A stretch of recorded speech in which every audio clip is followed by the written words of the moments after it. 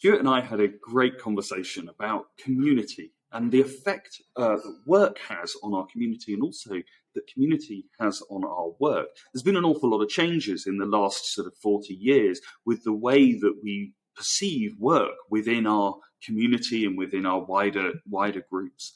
And I think that's really interesting to tackle.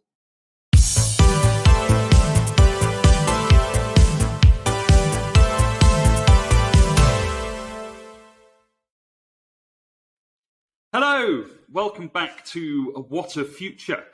Today we've got Stuart James. Stu is a partner at MM&K, where he is a remuneration and performance specialist working with a number of companies up and down the country. Previous to that, he's been a tax advisor, he's had a stint in HR, he's been an executive coach, and he's worked in performance development. And all this varied experience, I think, really gets us to the heart of today's conversation. So, Stu, I'm so grateful to have you here with us. Thank you so much for joining. My pleasure, and thanks for the introduction. It covers a lot and also makes me feel really old. You're welcome. I hear all afternoon. We can do. That's fantastic. Thank you. Great to be here. Thank you. Look, let's get straight in to the big question here. What is the biggest issue affecting the world of work right now? Yeah, so I think the biggest issue affecting the world of work is about how we work, and with the budget coming up. So this is being recorded the day before the budget, and who knows what that's going to do. Everything might change by the time it gets released. Well, interestingly, everything might change, but at the same time, what will change is that people will be concentrating about how much is in my pocket, and I think that so everybody I feel that is I'm working in reward. That is always the number one issue for an individual. But if a business is made up of more than just an individual, and so what's the biggest issue facing work? We take it up to that level. It really is about how we're going to work. I have to obviously caveat and say that this conversation is really about sort of those that work in offices or in sort of the service industry that's not tied to a location. And I think we should acknowledge that for some people that they may feel this debate isn't for them because they're tied to location. But I think as we go through the conversation, people, do keep listening, because I do think there's a tie-in that comes to it. But absolutely, and as movements sort of go through the working world, they do, they find their way into all sorts of areas, don't they? Even if they're not sort of immediately.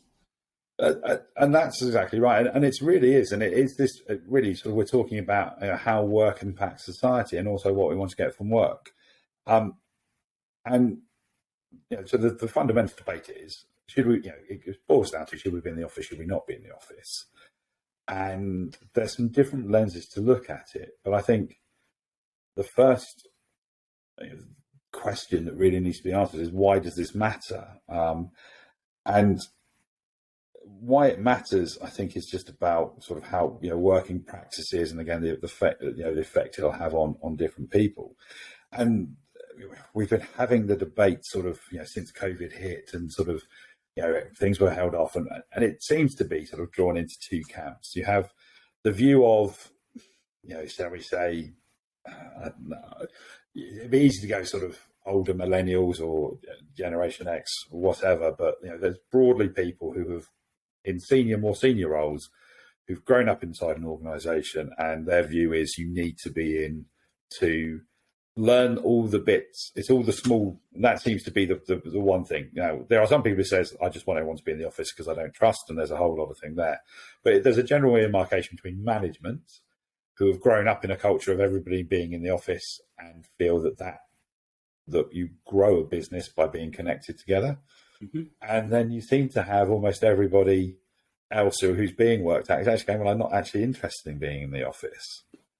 And I think really it's that debate about, well, how do we deal with a management class, for want of a better description, who say I want to be in the office, versus, and it always it does feel like a versus, and I don't think it should be a versus, but that it always does seem to go towards sides, is against a group of people who don't who feel that they don't want to be in, and I think some people go, well, is it an age thing, is it a culture, is it a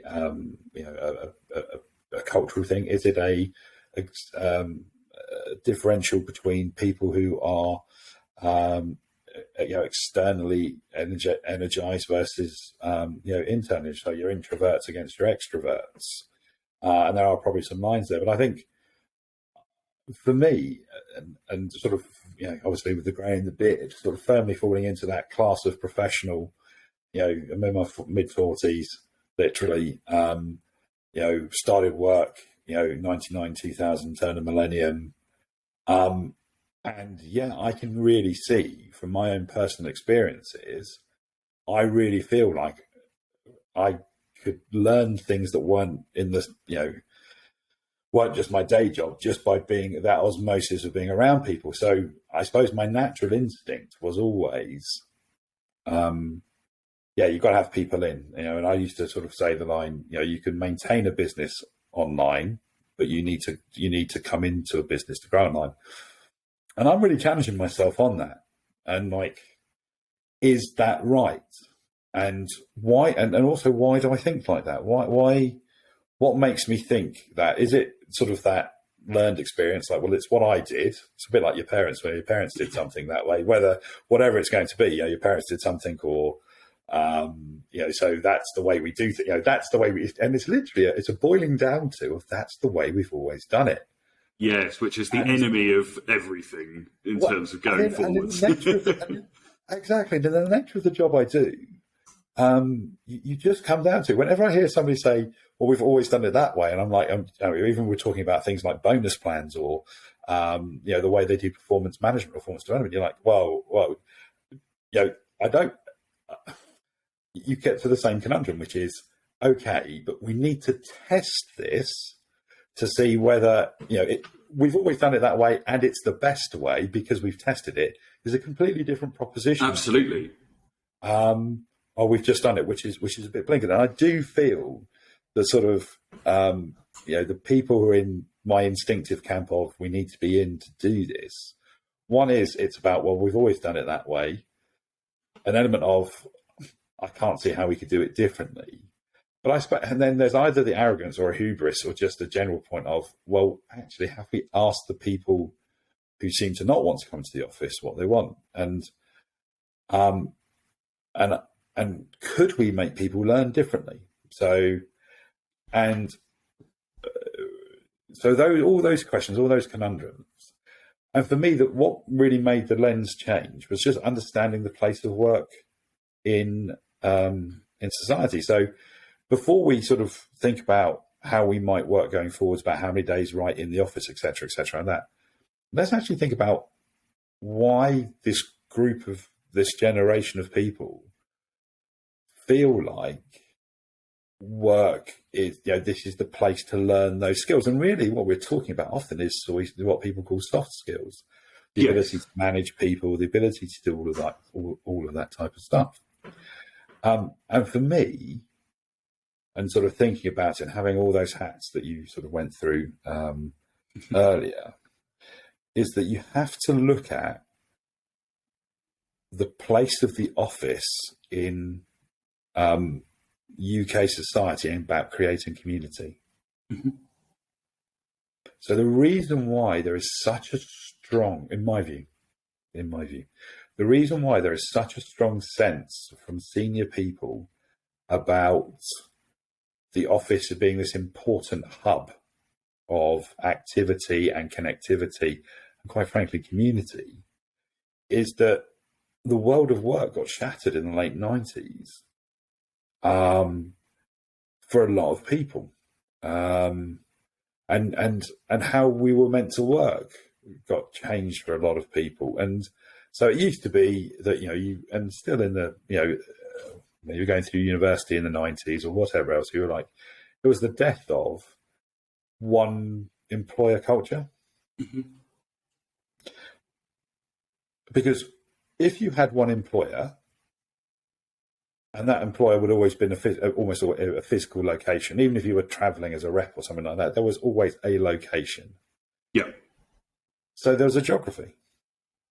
And because there was one employer, or two at most, but let's say that you're one employer in a geography, you could make a commitment to being in that community.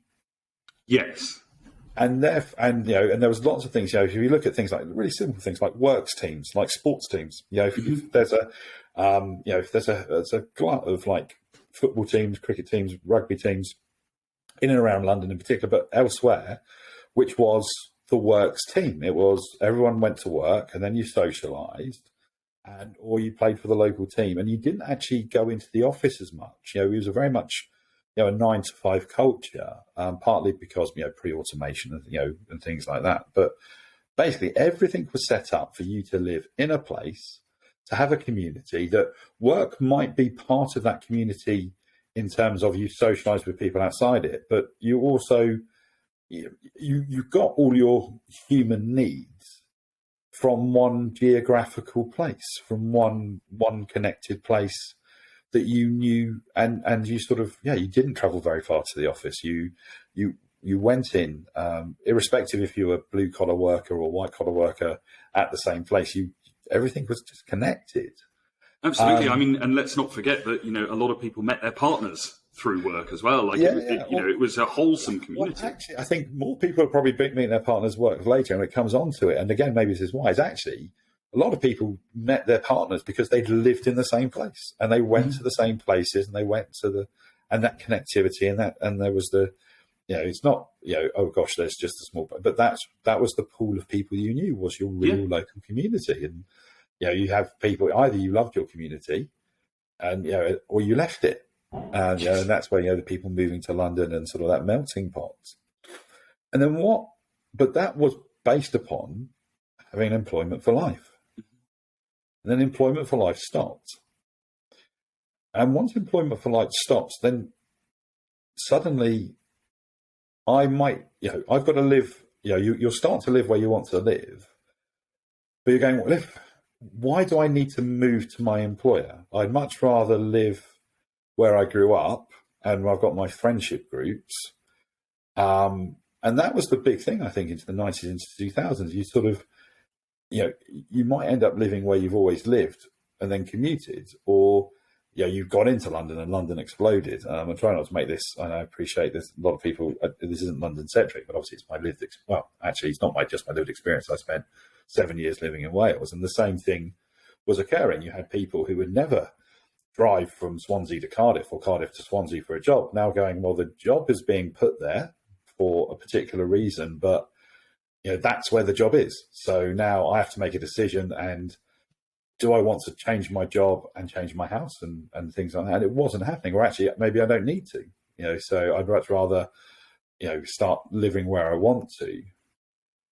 And this disconnect started to happen. So people lived where they wanted to, or where they could afford, let's be honest, for a lot of things, even in those times when it still was sort of, one person's salary could get you a decent mortgage and on a smallish deposit. Gosh, utopia.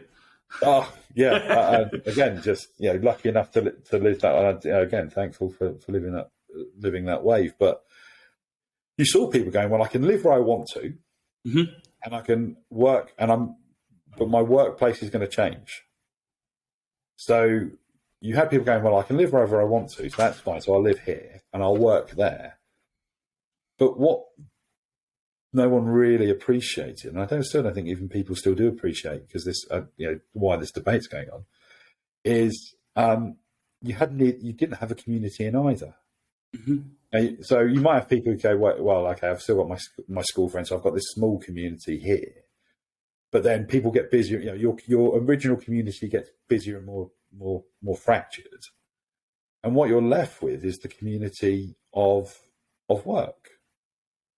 And I think really for office-based people with, the ability to drive, the ability to, in London to take transport wherever it's needed, and then sort of identifying, well, I might like to live in, hipster North London, or I want to live in the up-and-coming Docklands, or I want to live south or west, or, a lot of people coming into places, even cities like Manchester or Leeds, you live on a certain side, so you can go travel the way you want to do.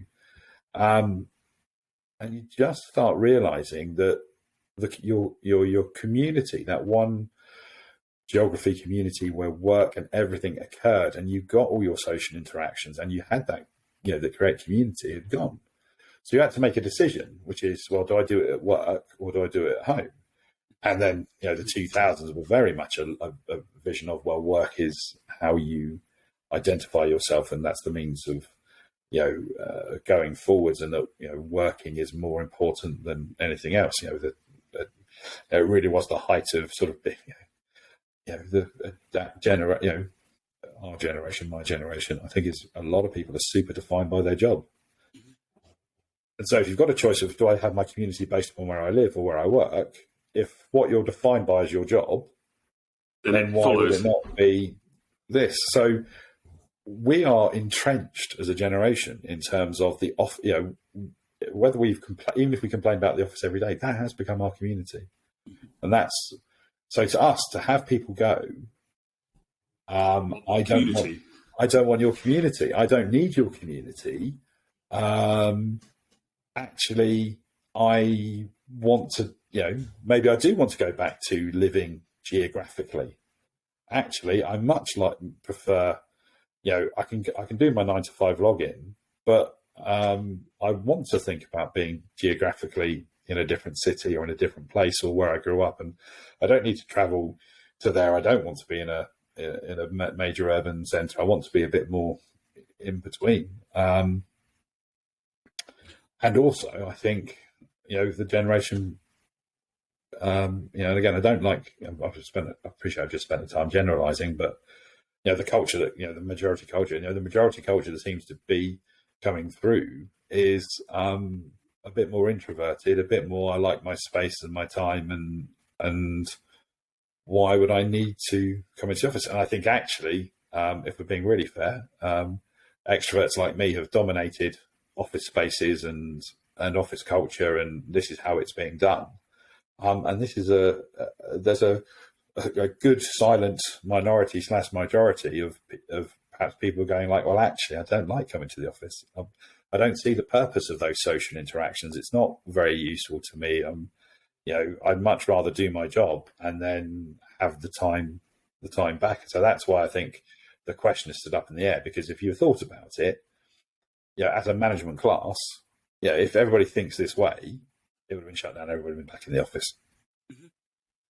But there's enough rebellious people of, the noughties generation, and then enough people sort of going, well, actually, it's very expensive to buy places. It's very expensive to be this. I'd much rather create a geography here. So for me, whether we come into the office or not is definitely going to be the biggest issue at the moment.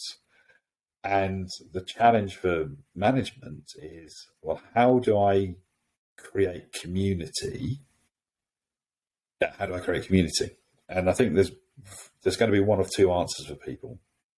Either you hire people deliberately who want and need, have no community elsewhere, or work is, or a cultural bit, that work being their community. And that will be the type of office where we definitely come in, we want to be there, this is how we work, etc., etc. And then you'll have other ones who are going like, well, actually,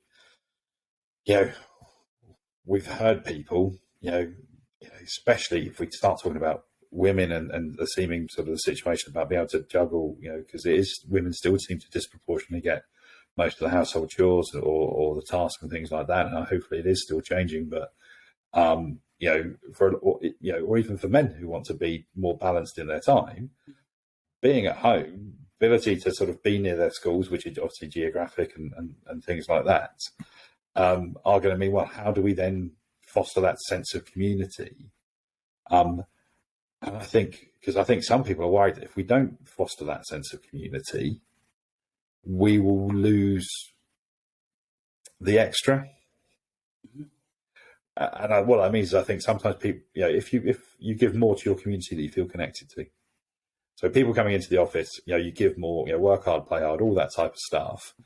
That's the mantra. And I think there's a real worry, unspoken amongst the management. People have to make decisions, management and leadership, that we won't be able to get more out of our people if they're not together. And that's really interesting. I think there's another angle to all of this, isn't there? Which is that technology has allowed communities more and more to totally remove their sort of geography.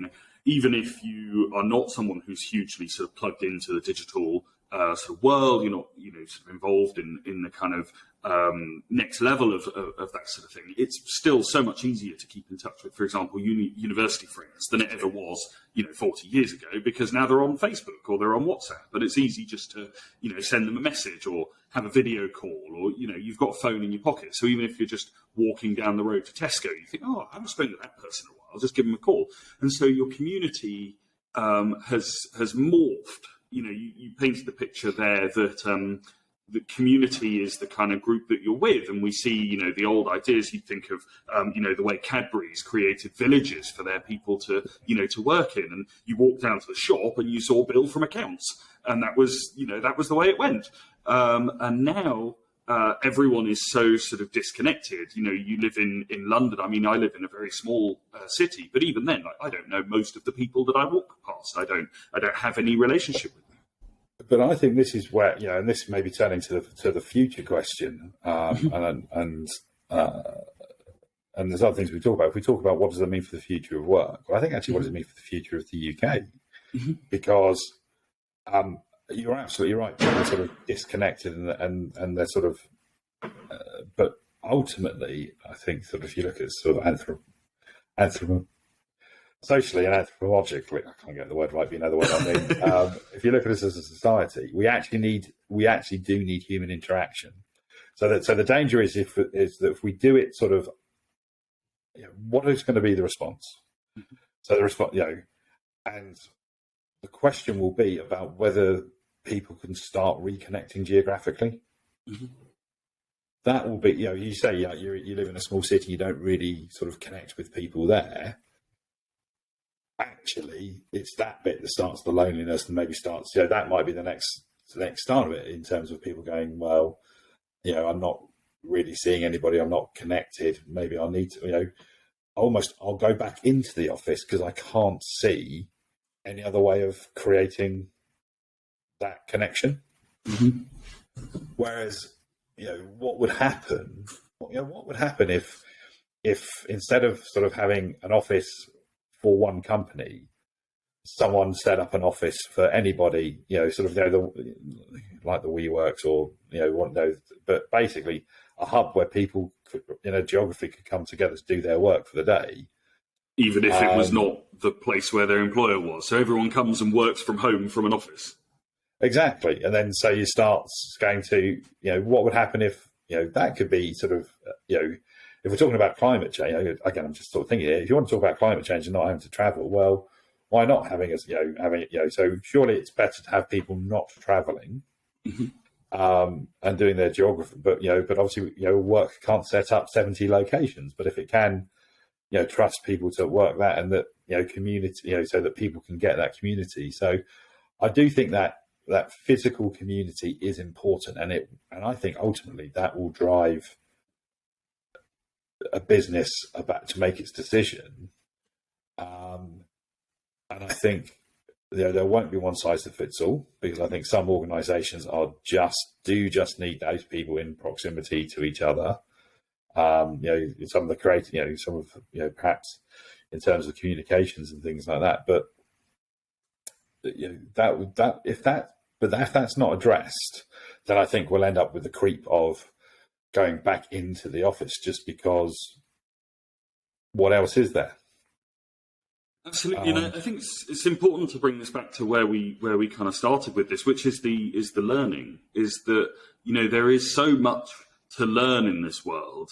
It's generally a good assumption to assume that you know practically nothing, and that there's so much more that you don't know. If you sort of take that assumption with you every single day, then you'll keep learning. And there's the hard skills. There's the how do you become an engineer or a lawyer or a tax advisor. All of those things. But as you rightfully mentioned, there's the soft skills. How do you manage someone? You can't manage someone. Management is incredibly difficult to get right, and you can't learn to manage someone by sitting in your living room. It's just you might learn a new form of management, I suppose, by how to manage people remotely. But that's kind of very performance related and not human related.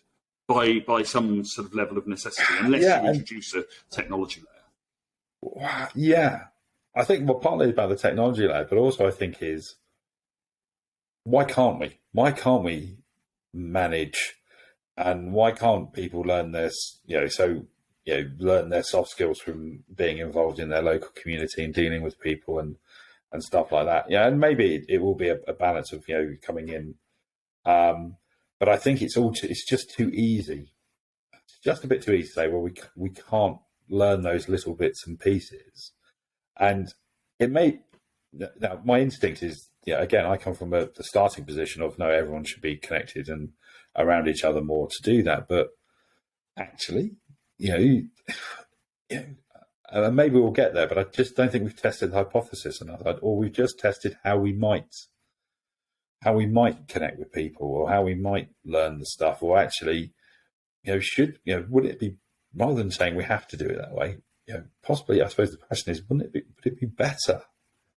If we're looking at the future, would it be better if people had more time to themselves? This whole productivity, the whole 4-day week, I think, which we can come on to in a minute. But actually, if people have more time, we've got all this technology that make people more productive. But then we're saying, like, well, we're going to negate that by requiring you to travel, to a place, because I think we've all accepted that people want to live where they want to live. We're never going, save people who are in manufacturing, who have to, go to a place for manufacturing or a service industry connected to a building. We've pretty much said, you can live wherever you want to. And technology really, in COVID has proven that you can literally work wherever you want to as well. So you can't use that argument. But we're saying, well, okay, fine, but now we're going to reduce your productivity by requiring you to travel to the office or whatever. And particularly, things are city-based, but cities always, not just London, but every city is more expensive than the surrounding area. And, that means travel and things like that. And actually, if we want to become a greener society, if we want to become more, more carbon neutral about our type of working, then why wouldn't we encourage people to do more in their local community and be in their local community and find experience in that community? But that's quite a scary thing because I know that when you're dealing with trying to get the best out of people, you want them to put more time into work. But then this turns into the 4-day week argument, and the studies are showing overwhelmingly that a 4-day week is outperforming a 5-day week because people just focus and get stuff done. And that'll be, that'll be really interesting, because if you suddenly have 4 days at work and 3 days in your geography, you're going to start exploring your local area more and connect more and want to do more on those days. And I think we shouldn't just be fearful as a management or a leadership group that just because, quite frankly, just because we don't have that hold over people, that their community is so, that coming into this community is so important. And maybe there's just been sort of lazy management in terms of we haven't had to address this issue. And actually we've used it as sort of going like, well, you need to be here, you need to be in the office, you need to be connected with people, you need to, spend longer time, you need to, to do more. And actually with, the 4-day week is proving that you don't need to spend, you need to, that less time together, but more productive. It's quite interesting. I wonder in those 4-day a week, how much time is actually spent interacting and how much time is just spent doing, so that you get your 4-day week done. The studies haven't really gone into that. But I do think that we need to, any manager or leader in their organization needs to go, how can I get the same level of loyalty and commitment and connection? So loyalty feels like a big word, like but let's go with connection. How can I make sure my people are connected to doing their job and wanting to do it and interacting with each other?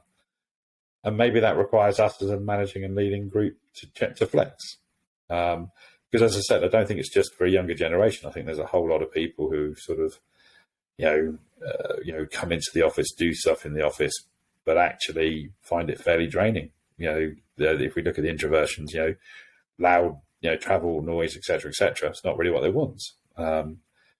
So what does it mean for the future of work? I think it means everyone's going to have to start being really flexible or be super tuned into what type of workforce they want and hire for it.